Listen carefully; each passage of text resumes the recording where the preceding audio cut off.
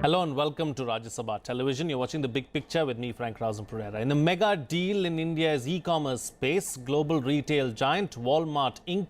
on Wednesday announced it was buying 77% equity stake in the country's largest e-tailer, Flipkart, for $16 billion. The acquisition of the majority stake makes the $500 billion Walmart the largest shareholder of the Bengaluru-based Flipkart group and will help accelerate its mission to transform e-commerce through digital technology.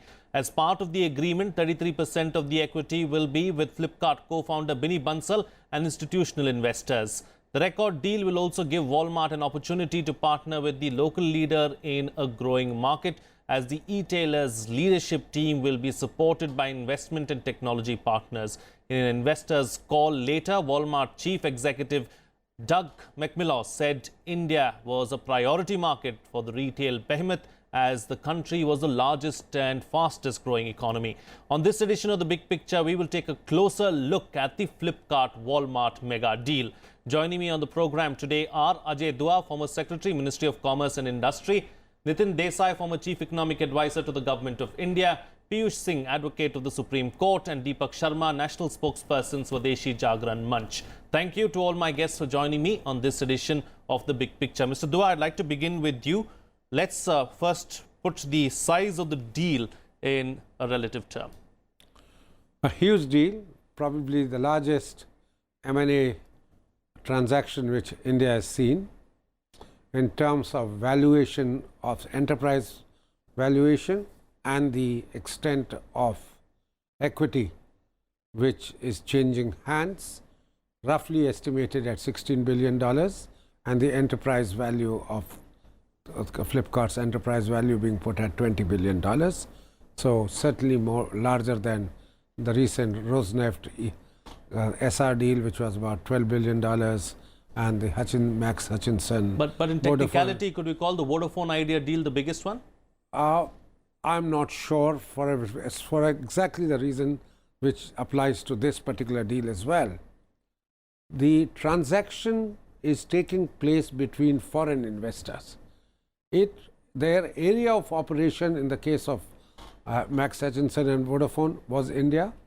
Exactly the same thing, Flipkart's operations are Indian, but the current investors as well as the new investors, these are based overseas.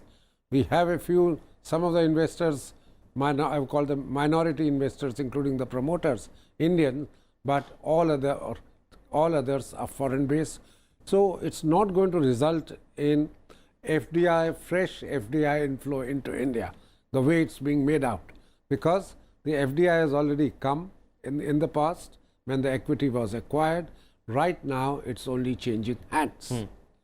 Having said that, I would not like to belittle the size of the transaction, because it is valuing an Indian startup, started in 2007 by two youngsters, so today about 11 years old, for them to have got their act together and securing a valuation of $20 billion for their company.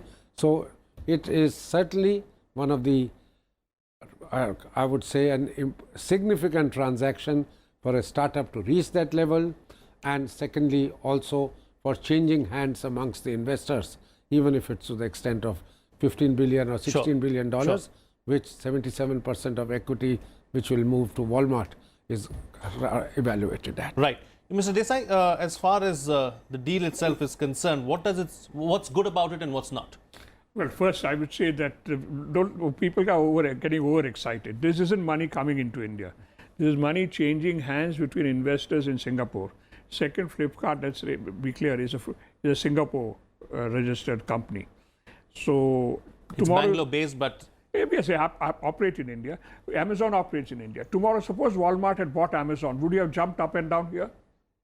No, simply because Amazon was started in the United States, it started by Bezos and so on. We are getting excited here because this was started by a couple of Indians, and all hats off to them.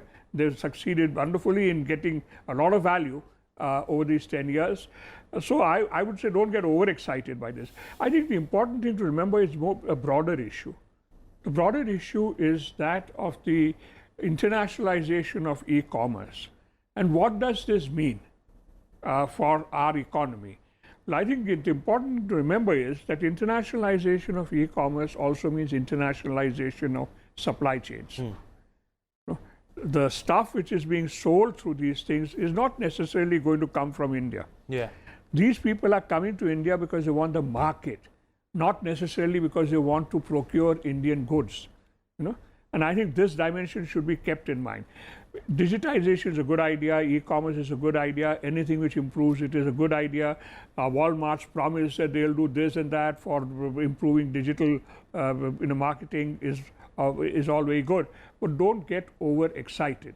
I think you still have a big major challenge in terms of ensuring that these new supply chain, these vehicles are used by Indian supply chains, because that's very important. It's very different in China.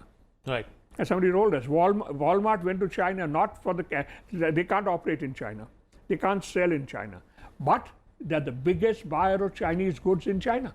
And all those goods are going to end up in India. And they may well end up in India. Right. They may end up in India. Depends on their costing. Yeah. They may end up in India. They may end up in China. But it's important to remember this different. The logic behind it is very different. And so so don't get carried away. So China has it, so we'll also have Walmart. No. So basically, in India, they're looking to sell. In China, they're looking to buy. Absolutely. Okay. All right. Taking the discussion forward now.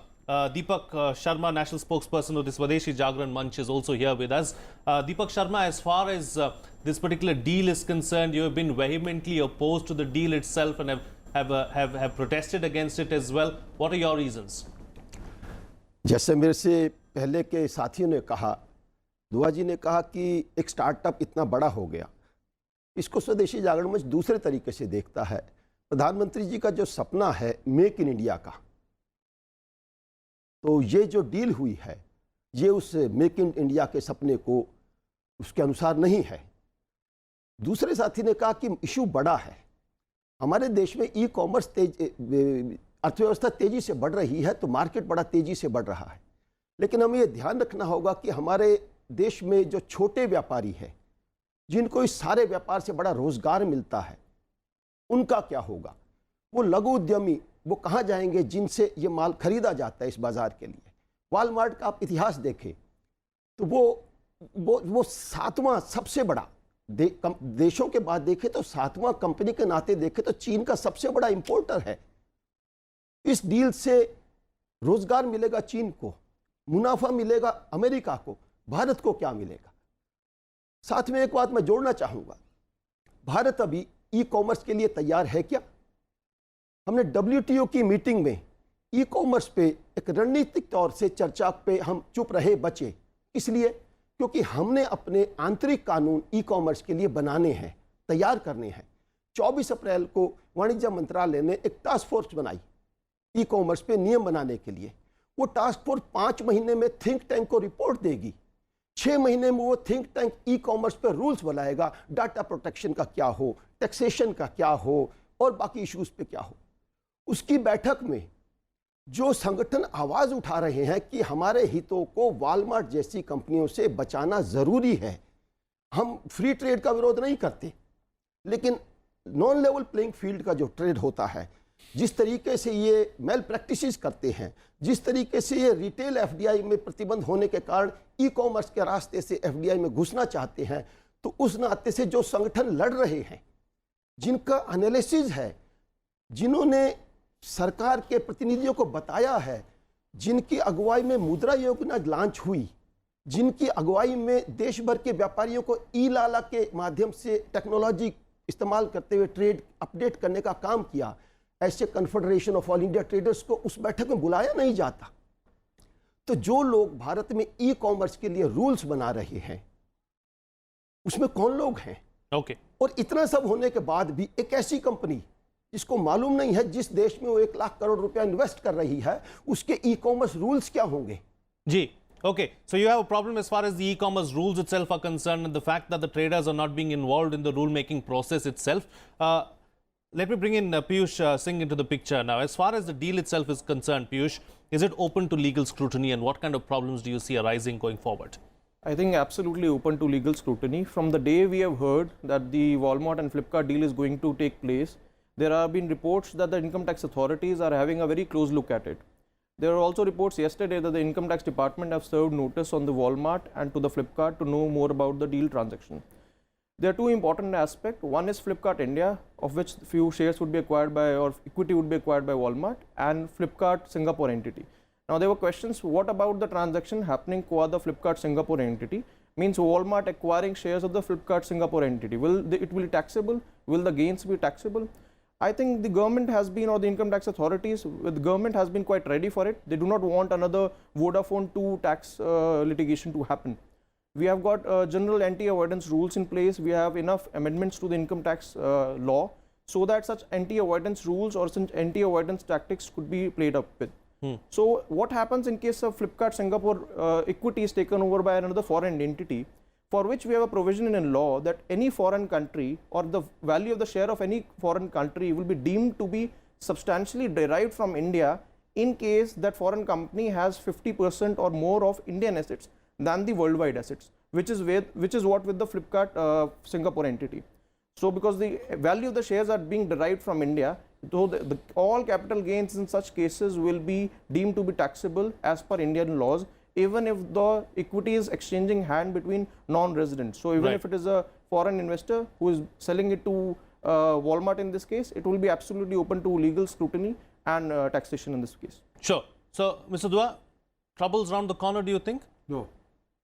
I think taxation is one issue, but the points being made by Mr. Sharma and his colleagues in Swadeshi Mandal, Swadeshi Jagran, as well as elsewhere, are more about the regulatory framework which is non-existent today for e-commerce.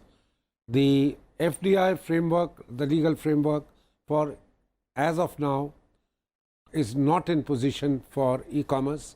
That is how we are seeing 100% acquisition flow of, whereas for multi-brand retail we have restrictions. The probably a reason for this, and I'm just conjecturing, was no one anticipated that e-commerce could build up in India to the level it has. And the restrictions in FDI were always on brick and mortar stores, whether it was single brand or multi-brand. Now that a major, see, Walmart by itself was hitherto only doing B2B business, cash and carry. Here, that we all know, it hasn't been very profitable for it. In its very first transaction with Bharti Airtel, it lost a whopping amount of 1800 odd crores. Right. And then that divorce has Its tryst with India thus far has not been very good. Absolutely. So whether on this particular venture of theirs, it will financially work out for them or not is all hope, because India is a large country, as their CEO said. And my own reading is that the 20 billion valuation of the company probably has built into it the tax liability issue which has just been raised by Piyush. The 20 billion is a lot of value. Yeah, it is. And the taxation gains from the cost of acquisition earlier, whether it's a short-term gain or a long-term gain, is roughly, somebody has done a calculation, about $3 billion is the tax money involved. Probably this $20 billion does include that the buyers will be required to pay tax of that order. Now that post 2012 we have a law in position after the Supreme Court judgment saying that this kind of a thing is liable.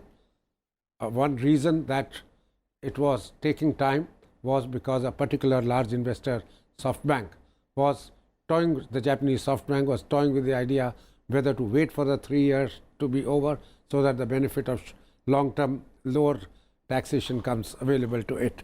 Right.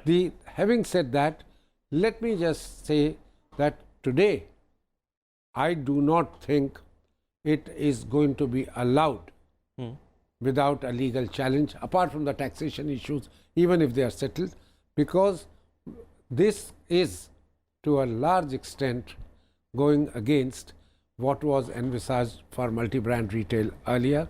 Sure. Something which has already been tested in courts, and politically, of course, it has been tested, and no government, whether it was the previous government or the current government, has taken that bold step of opening it up fully. Right. So if this e-commerce by some extent is going around the intention, what was the earlier intention of saving the biggest employer in India outside the agriculture sector, that is the that's the retail sector.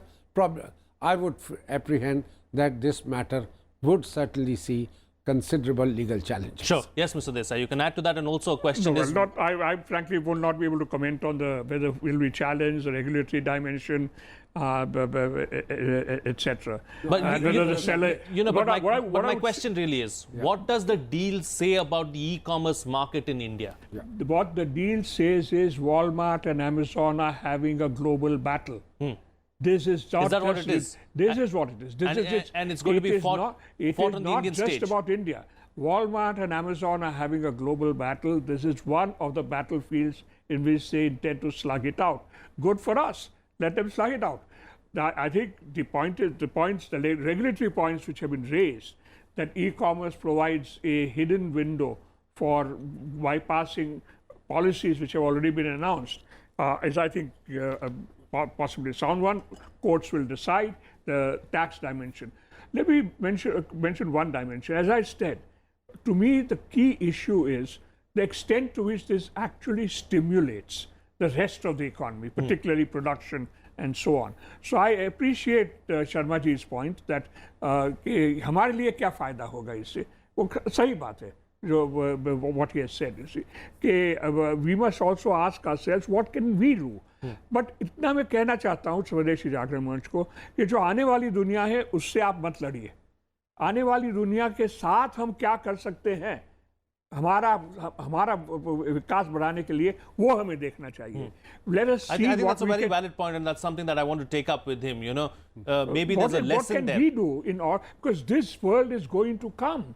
Look at the number of people with smartphones in this country. Look at the way in which e-commerce is increasing. So you don't fight e-commerce. Don't say that the only future is in the corner shop. I'm telling you, corner shop people have started using this.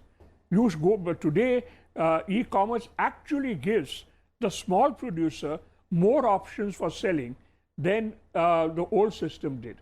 You talk to any small producer. So it is today, let's focus on that.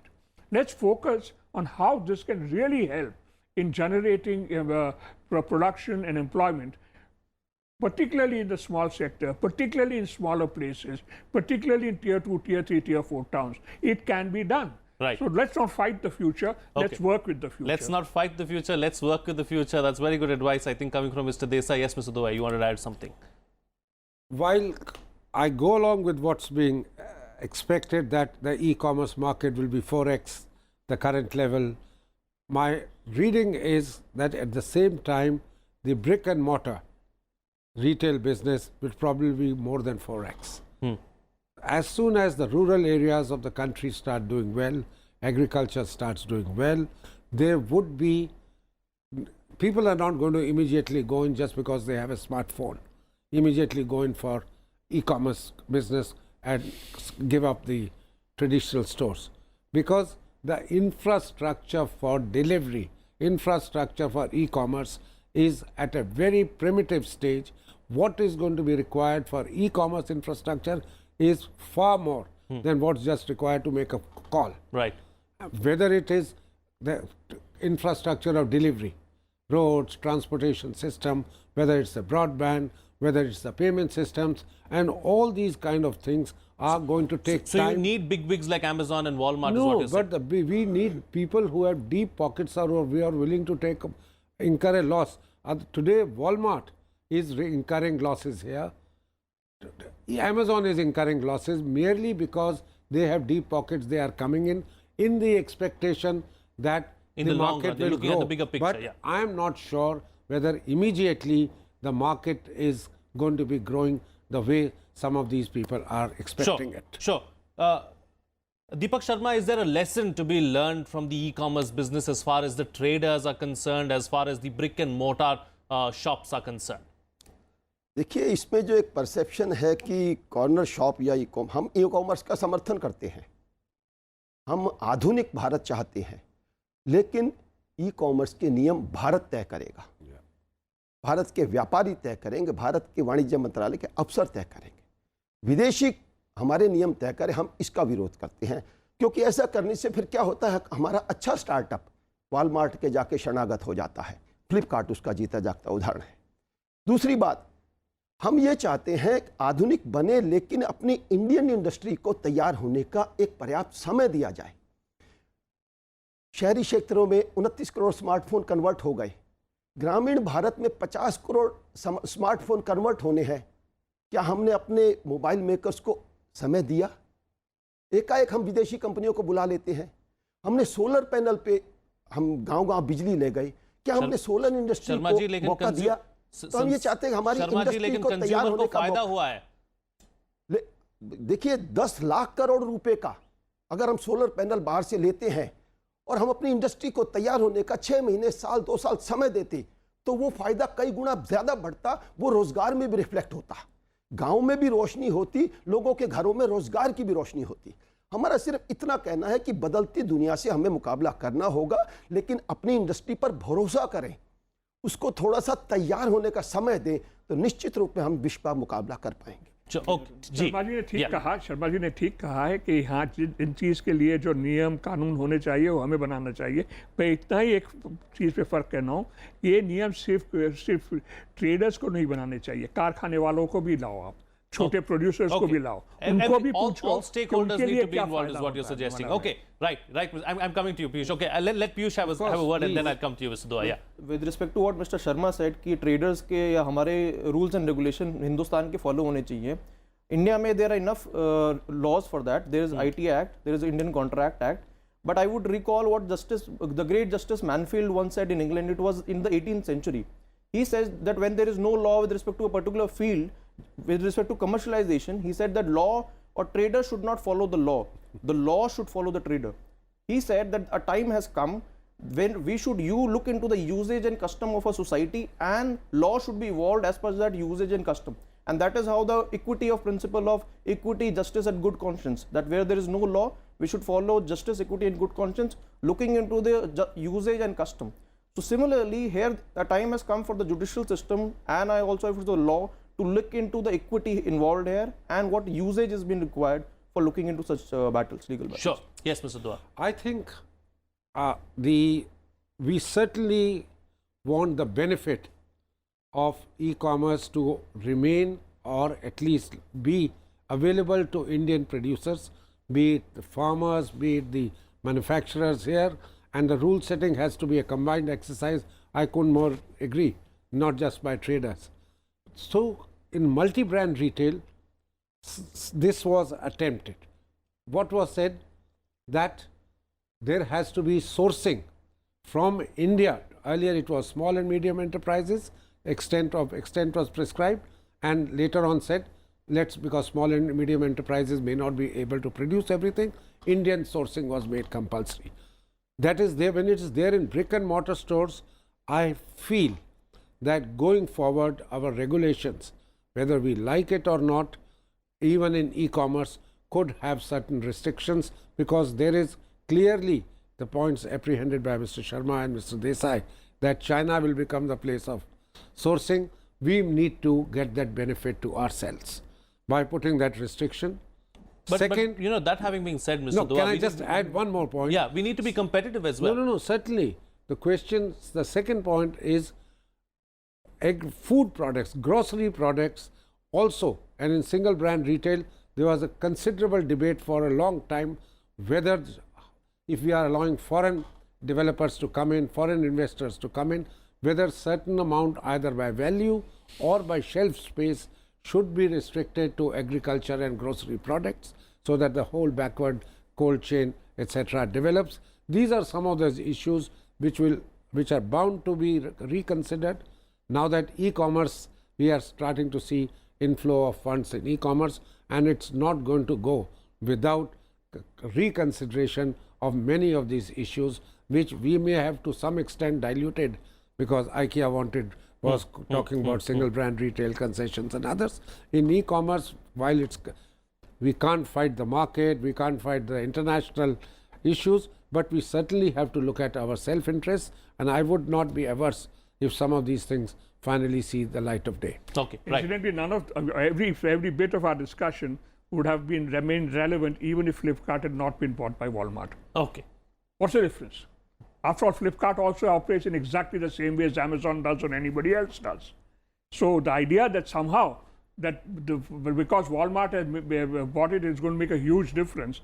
Well, the one difference it has made is it has made two very bright young Indians very rich. And congratulations to them. So far only one. The other stays put. No, but he has still made money. He's still made rich. He's not selling. So good for them. But it would have been still the same. Every single point which Mr. Sharma has raised would have still have applied. That there are no proper regulations. There's an incompatibility between what is happening here and what is happening on the brick and mortar side. So all of those things are still relevant. So don't get carried away. Yes, we have challenges ahead, but don't fight the future. Right. Piyush, as far as the Walmart, the Flipkart sale itself is concerned, some of them are calling it a hostile takeover because one of them remains, the other one, of course, has sold and is out of the question or out of the equation. Right. What's your take on that? I would say that this happens almost in every merger, acquisition or any demerger of a company. It's absolutely a strategic move. I would say more of a personal move between the co-founders, and it has to be appreciated because one of the co-founders stays, which is very important for having the trust in the economy, and one wants to move out, and even the kind of messages we are reading from both the co-founders. So it does not look to be a hostile takeover. I would say it's more of a strategic move which the Walmart and Flipkart has decided to move ahead with. Sure. Deepak Sharma, does that mean that more startups, more Indian startups could go the way of Flipkart, and that's something that you're concerned about? जी हाँ, अगर इस पे हमने कोई checks and balances नहीं रखे तो ultimately Indian startups की यही हालत होनी है। उनकी डिस्काउंटिंग पावर फॉरेन कंपनीज की, वॉलमार्ट जैसे की, वो इतनी होती है कि वो स्टार्टअप्स को टिकने नहीं दे पाएंगे। उनकी मजबूरी हो जाए कि वो उनको जाके बेचे। साथ ही मैं ये जोड़ना चाहूँगा, जैसे ये कहा कि वो लीगल स्क्रूटनी पे ये अभी सारी डील जाएगी। लीगल स्क्रूटनी पे तो जाएगी, लेकिन ये पब्लिक स्क्रूटनी पे भी जाएगी, क्योंकि बीजेपी ने अपने मैनिफेस्टो में ये डिक्लेयर किया है किसी भी तरीके से रिटेल में एफडीआई को हम नहीं आने देंगे। वॉलमार्ट के द्वारा ये जो कोशिश है, इसको हम निश्चित रूप से चोर दरवाजे से रिटेल एफडीआई में प्रवेश मानते हैं। जी। तो पब्लिक स्क्रूटनी पे भी इससे सारी डील को एक खरा उतरना पड़ेगा। Right. Okay, very limited time I've got, so quick closing comments from Mr. Desai and Mr. Dua. Mr. Desai, where does this leave the employees? Does a deal like this affect the employees? That I would not know, but I suspect that if it means that Walmart is geared to fight Amazon, it won't affect employees because they will put in. This is part of their global battle. They will fight this. The point about startups being taken over also quickly, this is a bigger problem globally, right, which is a tendency for concentration in the digital space. Right, Mr. And Dua. that's a bigger story. I think the issue of the labor force was addressed yesterday itself when the news investors had a town hall meeting and they addressed the staff. An assurance seems to have been given that all the existing employees of Flipkart would continue to remain for some time at least. Right. And in fact, to make the deal sweet, the companies have the new investor as well as one of the Indian investors who stays on has offered to buy the ESOPs, right, the employees' options, stock options at the same value as what has been applied to them. Sure. Having said that, I'm out of time, Mr. Dua. I'm sorry, I'll have to cut you short because we'll have to wrap the show there. Thank you to all my guests for joining me on the program and putting things into perspective for us. That's all the time we have today. See you again next time.